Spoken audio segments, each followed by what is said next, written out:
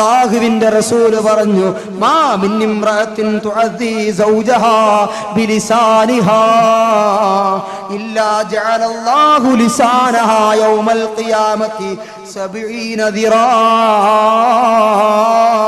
ثم أقدح الفعنقها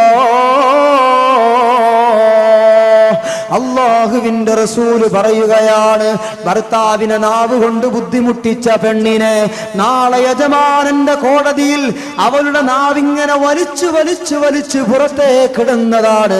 70 മുഴം വരെ അവളുടെ നാവ് പുറത്തു വലിച്ചു പുറത്തേക്കിടുന്നതാണ്. 70 മുഴം വരെ അവളുടെ നാവ് വലിച്ചു പുറത്തേക്കിടുന്നതാണ്. ആ നാവ് അവരുടെ ശരീരത്തിൽ ഇങ്ങനെ വളച്ചു വളച്ചു ചുറ്റുന്നതാണ്. അല്ലാഹുവിന്റെ റസൂൽ പറയുകയാണ്, അതിങ്ങനെ പിരടി വരെ കെട്ടിയിടുമെന്ന് നബി തങ്ങൾ പഠിപ്പിച്ചുവെങ്കിൽ എന്റെ പ്രിയപ്പെട്ട പെങ്ങളെ, എന്റെ പ്രിയപ്പെട്ട സഹോദരിമാരെ, പെൺമക്കളുള്ള രക്ഷകർത്താക്കളെ, ചിന്തിക്കാൻ അവസരമല്ലേ? അല്ലാഹുവിന്റെ റസൂൽ പറഞ്ഞതല്ലേ? അബൂബക്കർ സിദ്ദീഖ് റളിയല്ലാഹു അൻഹു പറയുകയാണ്, സമിഅതു റസൂലുള്ളാഹി സ്വല്ലല്ലാഹു അലൈഹി വസല്ലം, അല്ലാഹുവിന്റെ റസൂൽ പറയുന്നതായി ഞാൻ കേട്ടു, അയ്യുമംറഅത്തിൻ അദ്ദബത് സൗജഹാ ബിലിസാനിഹാ, അല്ലാഹുവിന്റെ റസൂൽ പറയുന്നു, ഏതെങ്കിലും ഒരു പെണ്ണ് അവളുടെ നാവ് കൊണ്ട് അവളുടെ ഭർത്താവിനെ പ്രയാസപ്പെടുത്തിയാൽ ഫഹിയ ഫീ ലഅനത്തില്ലാഹി വസഹ്തിഹി, ആ പെണ്ണ് അല്ലാഹുവിന്റെ ശാപത്തിലാണ്, ആ പെണ്ണ് അല്ലാഹുവിന്റെ കോപത്തിലാണ്, വൽ മലായികതി, മലക്കുകളുടെയും കോപത്തിലാണ്, വന്നാസി അജ്മഈൻ, ലോകത്തിലെ സർവമാന മനുഷ്യരുടെയും കോപത്തിനവൾ വിധേയയാണെന്ന് അല്ലാഹുവിന്റെ റസൂൽ പറയുന്നത് ഞാൻ കേട്ടുവെന്ന് സിദ്ദീഖുൽ അക്ബർ റളിയല്ലാഹു അൻഹു പറഞ്ഞുവെങ്കിൽ, നാവ് കൊണ്ട് ഭർത്താവിനെ ബുദ്ധിമുട്ടിച്ച ഉമ്മ, നാവ് കൊണ്ട് ഭർത്താവിനെ പ്രയാസപ്പെടുത്തിയ പെങ്ങളെ, നാവ് കൊണ്ട് ഭർത്താവിനെ ബുദ്ധിമുട്ടിച്ച സഹോദരി, നിന്റെ അവസ്ഥ എന്താണ്? നിന്റെ അവസ്ഥ എന്താണ്? നീ യജമാനനായ അല്ലാഹുവിന്റെ ശാപത്തിന്റെ വിധേയയാണ്. പോരാ, ലോകത്തെ മുഴുവൻ മലക്കുകളുടെയും ശാപത്തിന് വിധേയയാണ്. പോരാ, അല്ലാഹുവിന്റെ സൃഷ്ടികളായ മുഴുവൻ മനുഷ്യരുടെയും ശാപത്തിന് നീ വിധേയയാണ്. അതുകൊണ്ട് ചിന്തിക്കു പെങ്ങളെ. സിദ്ദീഖുൽ അക്ബർ റളിയല്ലാഹു തആല അൻഹു പറയുന്ന ഈ ഹദീസ് എനിക്കൊരു പാഠമായെങ്കിൽ, നമുക്കൊരു പാഠമായെങ്കിൽ എന്ന് ഞാൻ ആശിക്കുകയാണ്. ബഹുമാനപ്പെട്ട ഉസ്മാൻ ഇബ്നു അഫ്ഫാൻ റളിയല്ലാഹു അൻഹു പറയുകയാണ്, സമിഅതു റസൂലുള്ളാഹി സ്വല്ലല്ലാഹു അലൈഹി വസല്ലം യഖൂൽ, ഉസ്മാൻ റളിയല്ലാഹു അൻഹു പറയുന്നു, അല്ലാഹുവിന്റെ റസൂൽ പറയുന്നതായി ഞാൻ കേട്ടു, മാ മിൻ ഇംറഅത്തിൻ ഖാലതു ലിസൗജിഹാ മാ റഅയ്തു മിൻക ഖൈറാ ഇല്ലാ ഹബതല്ലാഹു അമലഹാ 70 സനാ വലൗ കാനതു തസൂമുൻ നഹാർ വതഖൂമുൽ ലൈൽ. നബി മുഹമ്മദ് മുസ്തഫ സല്ലല്ലാഹു അലൈഹി വസല്ലം, അല്ലാഹുവിന്റെ റസൂൽ പറയുകയാണ്, ഏതെങ്കിലും ഒരു പെണ്ണ് ഖാലതു ലിസൗജിഹാ മാ റഅയ്തു മിൻക ഖൈറാ, തന്റെ ഭർത്താവിന്റെ മുഖത്തു നോക്കി, നിങ്ങളിൽ നിന്ന് ഒരു ഖൈറും എനിക്ക് ലഭിച്ചിട്ടില്ല, നിങ്ങളിൽ നിന്ന് എന്താണ് എനിക്ക് ലഭിച്ചത്? വിവാഹം കഴിച്ചിട്ട് ഇത്ര കാലമായി, നിങ്ങൾ എന്നെ ഈ വീട്ടിൽ കൊണ്ടുവന്നിട്ട് ഇത്ര കാലമായി, നിങ്ങൾ എനിക്ക് എന്താണ് ചെയ്തു തന്നത്? നിങ്ങൾ എനിക്ക് എന്താണ് വാങ്ങിത്തന്നത്? അപ്പുറത്തെ പെണ്ണിന് അവരുടെ ഭർത്താവ് അത് വാങ്ങിക്കൊടുത്തല്ലോ, ഇപ്പുറത്തെ പെണ്ണിന് ഇവരുടെ ഭർത്താവ് ഇത് വാങ്ങിക്കൊടുത്തല്ലോ, നിങ്ങൾ എന്താണ് എനിക്ക് വാങ്ങിത്തന്നത്? ഇന്ന് വരെ നിങ്ങൾ എനിക്ക് സന്തോഷകരമായ ഒരു നല്ല മാല വാങ്ങിത്തന്നോ, ഒരു നല്ല സാരി വാങ്ങിത്തന്നോ, ഒരു നല്ല മാക്സി വാങ്ങിത്തന്നോ, ഒരു നല്ല തട്ടം വാങ്ങിത്തന്നോ?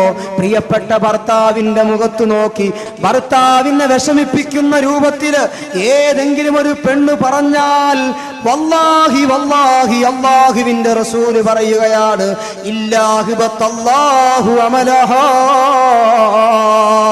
പെണ്ണേ നിന്റെ മുഴുവൻ അമലുകളും അല്ലാഹു പൊളിച്ചു കളഞ്ഞുപോയി, നിന്റെ മുഴുവൻ ഇബാദത്തുകളും അല്ലാഹു പൊളിച്ചു കളഞ്ഞുപോയി. വലസബീന സനാ, 70 വർഷക്കാലം ഒരു പുരുഷായുസ് മുഴുവനും നീ നിസ്കരിച്ച നിന്റെ നിസ്കാരം, നീ അനുഷ്ഠിച്ച നിന്റെ നോമ്പുകൾ, നീ ചെയ്തു പോയ നിന്റെ സ്വതക്കകൾ, നീ ചെയ്തു തീർത്ത നിന്റെ സ്വലാത്തുകൾ, നിന്റെ അതുക്കാറുകൾ, നിന്റെ ഇബാദത്തുകൾ മുഴുവനും ആ ഒരൊറ്റ ഭർത്താവിന്റെ മുഖത്തു നോക്കി നിങ്ങൾ എനിക്ക് എന്ത് നന്മയാണ് ചെയ്തു തന്നത് എന്നൊരൊറ്റ വർത്തമാനത്തിന്റെ പേരിൽ അല്ലാഹു പൊളിച്ചു കളയുമെന്ന് പറഞ്ഞത് ലോകത്തിന്റെ അഭിവന്യരായ നേതാവ്, കളവ് നാവ് കൊണ്ട് തമാശക്ക് പോലും കളവ് പറയാത്ത ഹബീബായ നബി മുഹമ്മദ് മുസ്തഫ സ്വല്ലല്ലാഹു അലൈഹി വസല്ലമ തങ്ങളാണെങ്കിൽ എന്റെ പെങ്ങളെ ആലോചിക്കണം സഹോദരി, എന്റെ പ്രിയപ്പെട്ട ഉമ്മമാരെ, ഭർത്താക്കന്മാരെ നാവ് കൊണ്ട് പ്രയാസപ്പെടുത്തിയിട്ടുണ്ടോ? നാം ആലോചിക്കണം.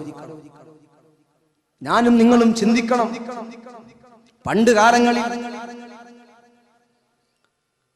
നമ്മുടെയൊക്കെ നാടുകളിൽ, വീടുകളിൽ ഭക്ഷണം വെക്കാൻ തീ കത്തണമെങ്കിൽ കാടുകളിൽ പോയി വിറക് കൊണ്ടുവരണമായിരുന്നു. ഇന്ന് നമ്മുടെ വീടിന്റെ അടുക്കളകളിൽ വെള്ളത്തിന്റെ സൗകര്യമുണ്ടെങ്കിൽ 2-3 കിലോമീറ്ററുകൾ വലിയ പാത്രവുമായി ചുമന്നുകൊണ്ട് അടുക്കളയിലെ ആവശ്യത്തിനും വീട്ടാവശ്യങ്ങൾക്കും പാവപ്പെട്ട സമൂഹത്തിലെ ഉമ്മമാർ എത്രയോ മൈലുകൾ താണ്ടി വെള്ളം ചുമന്നുകൊണ്ടുവരുമായിരുന്നു. കറിക്കും ഭക്ഷണത്തിനും അരയ്ക്കണമെങ്കിൽ വലിയ അമ്മിക്കല്ലിൽ വെച്ചുകൊണ്ട് അവരിങ്ങനെ ആട്ടി അരയ്ക്കണമായിരുന്നു. അതുപോലെ അരി പൊടിക്കണമെങ്കിലും നെല്ല് കുത്തണമെങ്കിലും ഉരലെന്ന് പറയുന്ന ഒരു സാധനം ഉപയോഗപ്പെടുത്തി കുത്തണമായിരുന്നു. ഈ രൂപത്തിൽ വളരെ കഷ്ടത അനുഭവിച്ച, വളരെ പ്രയാസത്തിൽ ജീവിതം തള്ളി നീക്കിയ മുൻഗാമികളായ നമ്മുടെ പൂർവസൂരികൾ ഈ കഴിഞ്ഞ കാലയളവുകൾ വരെ ജീവിച്ചിരുന്നുവെങ്കിൽ ഇന്നത്തെ പ്രിയപ്പെട്ട സഹധർമ്മിണിയുടെ ഭാര്യയുടെ അകത്തളങ്ങളിൽ നിന്ന് അവർക്ക് പുറത്തു പോകേണ്ടതില്ല. പൈപ്പ് തിരിക്കുമ്പോൾ ആവശ്യാനുസരണവും അനാവശ്യവുമായ വെള്ളം അവൾക്ക് വീട്ടിൽ ഉപയോഗപ്പെടുത്താൻ കഴിയുകയാണ്. സ്വിച്ച് ഒന്ന് തിരിച്ചാൽ ഗ്യാസ് അടുപ്പിന്റെ പ്രവാഹം നമ്മുടെ നാടുകളിൽ പെരുകിക്കൊണ്ടിരിക്കുകയാണ്. ഗ്യാസ് അടുപ്പുകളില്ലാത്ത വീടുകളില്ല ഇന്ന്. എല്ലാ വീടുകളിലും ഗ്യാസ് അടുപ്പുകളുണ്ട്. അതുപോലെ അരയ്ക്കണമെങ്കിൽ ആട്ടുകല്ലിന്റെയോ അരകല്ലിന്റെയോ ആവശ്യമില്ലാത്ത രൂപത്തിൽ സുന്ദരമായ ഗ്രൈൻഡറോ മിക്സികളോ നമ്മുടെ അടുക്കളകളെ കീഴടക്കിയിരിക്കുന്നുവെങ്കിൽ എന്റെ പ്രിയപ്പെട്ട സഹോദരിമാരെ, രാവിലെ മുതൽ വൈകുന്നേരം വരെ മുൻഗാമികളായ നമ്മുടെ സഹോദരിമാർ വീട്ടിലെ ജോലിയെടുത്ത് അവസാനം പണിയെടുത്ത് ക്ഷീണിച്ചവശരായി കിടക്കയിലേക്ക് വന്ന് വീഴുകയായിരുന്നുവെങ്കിൽ ഇന്നെന്റെ പ്രിയപ്പെട്ട സഹോദരിമാരെ, ഞാനും നിങ്ങളും ആലോചിക്കണം. രാവിലെ എഴുന്നേറ്റാൽ ചുച്ചിടുമ്പോഴേക്ക് ചായയായി, ചുച്ചിടുമ്പോഴേക്ക് കറിക്കുള്ളത് അരച്ചു, ചുച്ചിടുമ്പോഴേക്ക് ഭക്ഷണം പാകം ചെയ്തു.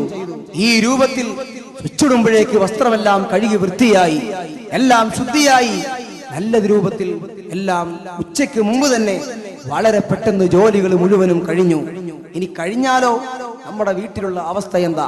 നമ്മുടെ മുൻഗാമികളായ ഉമ്മമാർ അവരവരുടെ ജോലി കഴിഞ്ഞാൽ ഓടിപ്പോയി കിടന്നുറങ്ങുന്നതിന്റെ പകരം, അല്ലെങ്കിൽ കിട്ടുന്ന ഏതെങ്കിലും പൈങ്കിളി സാഹിത്യങ്ങൾ വായിച്ച് സമയം കളയുന്നതിന്റെ പകരം അവരുടെ വീടുകളുടെ അലമാരകളിൽ സൂക്ഷിച്ചിരുന്ന മഹത്വമേറിയ മഹാരഥന്മാരുടെ ചരിത്രങ്ങൾ അവയിറക്കുന്ന സുന്ദരമായ മൗലിദിന്റെയും റാത്തീബിന്റെയും മധുഹിന്റെയും ഗീതങ്ങൾ ഉരുവിടുന്ന മൗലിദ് കിതാബുകൾ അവരുടെ അരമനകളിൽ അലമാരകളിൽ സൂക്ഷിച്ചിരുന്നു.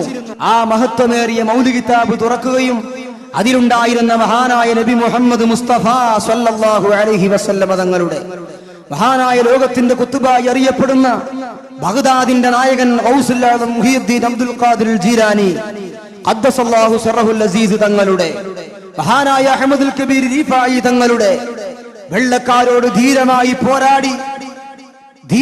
പോരാടി വെള്ളക്കാരന്റെ നിറത്തോക്കുകൾക്ക് മുമ്പിൽ വിരിമാറ് കാണിച്ച മഹാനായ മമ്പുറം തങ്ങളുടെയൊക്കെ മധുഹ് പറയുന്ന മൗലിദ് കിതാബ് തുറന്ന് ആ മഹാരഥന്മാരുടെ മധുഹുകൾ ഓതി ജീവിതത്തിലെ സമാധാനത്തിന് വേണ്ടി അവർ പ്രാർത്ഥിക്കാൻ സമയം കണ്ടെത്തിയിരുന്നു, ദുആ ചെയ്യാൻ അവർ സമയം കണ്ടെത്തിയിരുന്നു. ഇശാ മഗ്രിബിന്റെ ഇടയിൽ സുന്ദരമായ വിശുദ്ധമായ ഖുർആനിന്റെ ശൈലിയിൽ അവരുടെ വീട് ജീവനിട്ടതായിരുന്നു. എന്റെ പ്രിയപ്പെട്ട സഹോദരിമാരെ, ഇന്ന് കാലം മാറിപ്പോയി. നമ്മുടെയൊക്കെ വീടുകളെ അടക്കി വാഴുന്നത്, വീട്ടിലുള്ള അത്യാവശ്യം ജോലി കഴിഞ്ഞാൽ നമ്മുടെ ഉമ്മമാർ കൊച്ചുമക്കളെയും കയ്യിലെടുത്ത് നമ്മുടെ വീടിന്റെ മുമ്പിൽ സംവദിച്ച, നമ്മുടെ വീടിന്റെ ഉള്ളിൽ തയ്യാർ ചെയ്ത ടെലിവിഷന്റെ മുമ്പിൽ ഇരിക്കുകയാണ്, ടെലിവിഷന്റെ മുമ്പിലേക്ക് കടന്നു വരികയാണ്. അതങ്ങോട്ട് ഓണാക്കിയാൽ പിന്നെ ആ വീടിന്റെ ഉള്ളിലോ പുറത്തോ നടക്കുന്ന ഒന്നും അറിയാൻ പറ്റാത്ത രൂപത്തിൽ, യാതൊരു ശ്രദ്ധയും കിട്ടാത്ത രൂപത്തിൽ അതിന്റെ ഉള്ളിലേക്ക് സർവ്വ ശ്രദ്ധയും ആവാഹിച്ച് അതിന്റെ ഉള്ളിൽ അടയിരിക്കുന്ന ഒരു സ്വഭാവം ആധുനിക സമൂഹത്തിലെ പെൺകൊടിമാരെ വേട്ടയാടുന്നുവെങ്കിൽ, എന്റെ പ്രിയപ്പെട്ട സഹോദരിമാരെ, ഈ ഒരു ദുരന്തം ഏറ്റവും അധികം വേട്ടയാടിക്കൊണ്ടിരിക്കുന്നത് പറയാതിരിക്കാൻ നിർവാഹമില്ല, വിദേശത്ത് ജോലി ചെയ്യുന്ന പ്രവാസി സുഹൃത്തുക്കളുടെ ഭാര്യമാരിലാണെന്ന് പറഞ്ഞാൽ അത് തെറ്റാകുമെന്ന് എനിക്ക് തോന്നുന്നില്ല. മരം കോച്ചുന്ന തണുപ്പിലും ചുട്ടുപൊള്ളുന്ന വെയിലിലും ഈ നാട്ടിലെ പാവപ്പെട്ട ഭാര്യയുടെ, മാതാപിതാക്കളുടെ, കൂട്ടുകുടുംബാദികളുടെ, മക്കളുടെ സുന്ദരമായ ജീവിതത്തിന് വേണ്ടി, ഐശ്വര്യപൂർണമായ ജീവിതത്തിന് വേണ്ടി അറബിയുടെ ആട്ടും തുപ്പും സഹിച്ച് കഷ്ടപ്പെടുന്ന പാവപ്പെട്ട പ്രവാസി സുഹൃത്തിന്റെ വേദനിക്കുന്ന ജീവിതത്തെക്കുറിച്ച് ചിന്തിക്കാനോ അയാളുടെ കഷ്ടപ്പാടുകളെ കുറിച്ചോ ആലോചിക്കാനോ സമയം കണ്ടെത്തുന്നതിന്റെ പകരം മാസാമാസം ഡ്രാഫ്റ്റ് അയക്കുമ്പോ അല്പം കുറവ് വന്നാൽ 1000 ആവശ്യങ്ങൾ ഉന്നയിച്ച് വീണ്ടും അങ്ങോട്ട് ടെലിഫോണിലൂടെ വിളിച്ചു പറഞ്ഞ് ആ ഭർത്താവിന്റെ വേദനിക്കുന്ന മനസ്സിനെ വീണ്ടും കൊത്തിനോവിപ്പിക്കുന്ന വൃത്തികെട്ട നന്ദികെട്ട ഭാര്യമാരായി ആധുനിക പ്രവാസികളുടെ പുതിയ ഒരു വിഭാഗം സഹോദരിമാർ മാറിക്കൊണ്ടിരിക്കുന്നുവെങ്കിൽ, ആധുനിക പ്രവാസികളുടെ ഒരു വിഭാഗം സഹോദരിമാർ മാറിക്കൊണ്ടിരിക്കുന്നുവെങ്കിൽ, എന്റെ പ്രിയപ്പെട്ട സഹോദരിമാരെ, നിങ്ങൾ അറിയണം, മുൻകാലത്തും ഇവിടെ വിദേശികൾ ഉണ്ടായിരുന്നു. അവരെന്ന് വിദേശത്ത് ജോലി ചെയ്യുമ്പോൾ അവരുടെ പാവപ്പെട്ട പെണ്ണുങ്ങൾക്ക് വീട്ടിൽ നിന്ന് ഭർത്താവിന്റെ ശബ്ദമൊന്ന് കേൾക്കാനുള്ള അവസരമില്ലായിരുന്നു. ഇവിടെ ഒരു മൊബൈലിന്റെ സംവിധാനമില്ലാതെ, ഒരു ടെലിഫോണിന്റെ സംവിധാനമില്ലാതെ, വേറെ ഒരു ആധുനിക സംവിധാനങ്ങളുമില്ലാതെ, ഇൻഫർമേഷൻ ടെക്നോളജിയുടെ യാതൊരു സംവിധാനങ്ങളിലേക്കും ഈ ലോകം കടന്നു വരുന്നതിന്റെ മുമ്പ് കഴിഞ്ഞകാല യുഗങ്ങളിൽ നമ്മുടെ പാവപ്പെട്ട പെൺകൊടിമാർ അനുഭവിച്ച ത്യാഗങ്ങൾ അറിയുമോ? 4, 5, 6, 7 വർഷങ്ങളോളം പ്രിയപ്പെട്ട പ്രാണപ്രേയസിനെ കാത്തിരിക്കേണ്ടി വന്ന പാവപ്പെട്ട പ്രവാസികളുടെ ഭാര്യമാരുടെ വേദനിക്കുന്ന ഹൃദയങ്ങളുടെ ചരിത്രങ്ങൾ നമുക്ക് വായിച്ച് എടുക്കാനാവുമെങ്കിൽ, എന്റെ പ്രിയപ്പെട്ടവരെ, അന്ന് അവർ സമാധാനം കണ്ടെത്തിയിരുന്നത് ഫോണിലൂടെ ആയിരുന്നില്ല, ഇന്റർനെറ്റിലൂടെ ആയിരുന്നില്ല, മറ്റ് ആധുനിക സംവിധാനങ്ങളിലൂടെ ആയിരുന്നില്ല. ഇല്ലന്റെ എന്ന് പറയുന്ന പഴയകാല സമൂഹത്തിന് മാത്രം ഓർമ്മയുള്ള ഒരു എഴുത്തിന്റെ പെട്ടിയിലെ അവർ കാത്തിരിക്കുകയാണ്. പാതിരാവിന്റെ മുറവിൽ കത്തിച്ചു വെച്ച വിളക്കിന്റെ ചുറ്റുമിരുന്നു കൊണ്ട് മക്കളെയൊക്കെ കൂട്ടി വാപ്പാക്കയക്കുന്ന കത്താണിത്. മക്കളുടെ വിശേഷങ്ങൾ എഴുതുകയാണ്, മാപ്പയുടെയും ഉമ്മയുടെയും വിശേഷങ്ങൾ എഴുതുകയാണ്, ഭാര്യയുടെ വിശേഷങ്ങൾ എഴുതുകയാണ്. എന്റെ പ്രിയപ്പെട്ടവരെ, ആ എഴുതുന്ന ശൈലിയെയും ആ ശബ്ദത്തെയും ഒക്കെ നിർവചിച്ചുകൊണ്ട് മുൻഗാമികളായ ഗായകന്മാർ പാടിപ്പറഞ്ഞത് നമ്മുടെ നാട്ടിൽ ഇന്നൊക്കെ മറഞ്ഞുപോയിക്കൊണ്ടിരിക്കുന്നുവെങ്കിലും മുൻകാല ഗൾഫുകാരന്റെയും നാട്ടുകാരുടെയും നാവുകളിലൂടെ ആ ഗാനം നമുക്ക് കേൾക്കാമായി. എത്രയും ബഹുമാനപ്പെട്ട എൻ്റെ ഭർത്താവ് വായിക്കുവാൻ സ്വന്തം ഭാര്യ എഴുതുന്നതെന്തെന്നാലേറെ പീരീശത്ത് ചൊല്ലിടുന്നു അസ്സലാം. എഴുതിയറിയിക്കാൻ കാര്യങ്ങൾ 100 എഴുതുകയല്ലാതെ വേറെന്തു വഴിയുണ്ട്? എൻ മിഴികൾ തൂകും കണ്ണുനീരതു കണ്ട് എൻ കരൾ വേദന കാണുവാനാരുണ്ട്? എങ്ങനെ ഞാൻ പറയും എല്ലാമോത്ത് എന്നെന്നും ഞാൻ കരയും. ഈ കത്തിൽ ഉടനടി ഒരു മറുപടി തന്ന് സംഗീതം തീർത്തിടണം. ഇടയ്ക്കിടയ്ക്കെന്നോത്തിടണം. മധുരിത നാളുകൾ മനസ്സിൽ കഴിയുന്നു, മധുരക്കിനാവുകൾ മാറോടണക്കുന്നു, മലരണി രാത്രികൾ മഞ്ഞിൽ കുളിക്കുന്നു, മണിയറ കട്ടിലെ മാടി വിളിക്കുന്നു, എങ്ങനെ ഞാനുറങ്ങും. പകലന്തിയോളം പണിയെടുത്ത് വൈകുന്നേരങ്ങളിൽ വിദേശിയായ പ്രവാസി സുഹൃത്ത് റൂമിലെത്തുമ്പോ തന്റെ പ്രിയപ്പെട്ട ചങ്ങാതിമാർ വീട്ടിൽ നിന്ന് വന്ന ലെറ്ററാണെന്ന് പറഞ്ഞ് ആ പാവപ്പെട്ട പ്രവാസി സുഹൃത്തിന്റെ കയ്യിൽ കൊടുക്കുമ്പോ വളരെ സന്തോഷത്തോടെ, ജീവിതം മുഴുവനും കൈകളിൽ ഒതുക്കിയ ആവേശത്തോടെ ആ ലെറ്റർ വാങ്ങിച്ച് ഇങ്ങനെ പൊട്ടിച്ച് വായിക്കുമ്പോ, എന്റെ പ്രിയപ്പെട്ട സഹോദരിമാരെ, ഞാനും നിങ്ങളും ആലോചിക്കണം. ആ സഹോദരന്റെ കണ്ണ് നിറയുകയാണ്. അയാളുടെ ഭാര്യയുടെ തൂലക തുമ്പിൽ നുറ്റുവീണ ആ മഷുത്തുള്ളികളിലേക്ക് നോക്കി അയാൾ സമാധാനിക്കുകയാണ്. തന്റെ മക്കളുടെ വിശേഷങ്ങൾ വായിച്ചറിയുമ്പോ മാതാപിതാക്കളുടെ, നാട്ടുകാരുടെ, കൂട്ടുകാരുടെ, കുടുംബക്കാരുടെ, അയൽവാസികളുടെ ആ ഓരോ വിശേഷങ്ങളും ആ ലെറ്ററിലൂടെ ഇങ്ങനെ വായിച്ചറിയുമ്പോ അയാളുടെ മനസ്സിൽ വല്ലാത്ത സന്തോഷമാണ്. ആ എഴുത്ത് അതുപോലെ തന്നെ മടക്കി പെട്ടിയിൽ വെക്കും. പിറ്റേ ദിവസവും ജോലി കഴിഞ്ഞ് വരുമ്പോ ഈ എഴുത്തെടുത്ത് വീണ്ടും വായിക്കും.